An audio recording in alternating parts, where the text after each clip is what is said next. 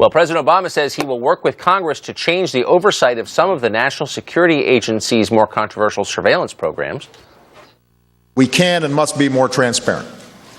So I've directed the intelligence community to make public as much information about these programs as possible. All these steps are designed to ensure that the American people can trust that our efforts are in line with our interests and our values.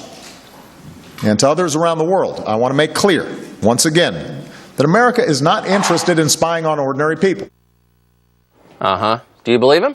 Well, Texas Congressman Louis Gohmert is here, joining us in studio. Congressman, thanks a lot. Thanks. It's great to be here, and I was so glad to hear that, because I've got town halls, had them scheduled this past week, got them scheduled next week, but I guarantee you people in East Texas wouldn't mind if the president wants to meet with us in Martha's Vineyard. I'm sure we could get a group to go up there and meet with him in Martha's Vineyard. A charter flight in Edgartown? Transparency stuff, you know? So I thought the least believable moment in yesterday's press conference was the president's claim that he was actually working internally to reform the NSA before Snowden came out and leaked these embarrassing details of the program. There's absolutely no indication of that whatsoever.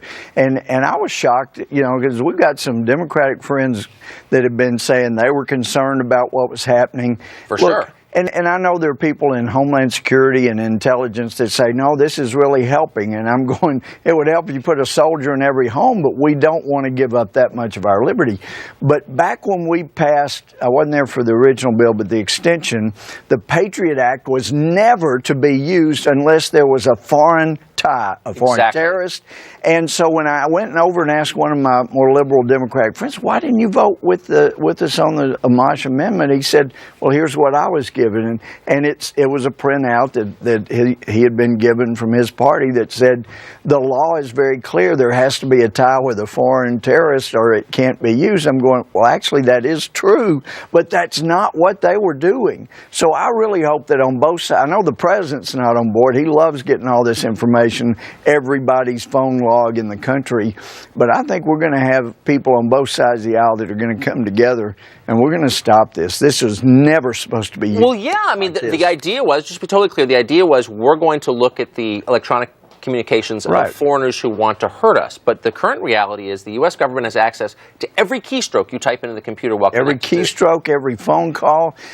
Without a warrant. And the president says, just trust us. We're not going to misuse that information. Well, and we can trust them because we know in the IRS, well, that's not a good example, but maybe in Fast and Furious, no, that's not a good idea. But, well, I'm sure there's some program where they've been transparent. I can't think of it right now.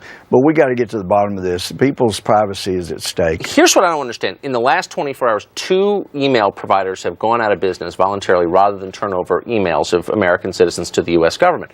In both cases, they are not allowed legally to reveal that they have been asked by the U.S. government for that information.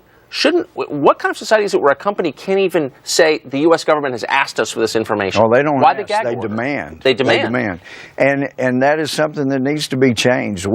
Originally it was there because they didn't want to alert foreign terrorists that they were going after this. But now that we see, and I had some faith in federal district judges, but when I see that order that says that the judge signed off and said, get every single phone call, log of every call inside and outside of the United States. Well, where's the specificity? Where's the particularity that's required under the Constitution and law? It's not there. So we have got to rein this in, and I'm hoping we'll have a bipartisan group that will be able to do that. So you were obviously an august member of Congress, the House of Representatives.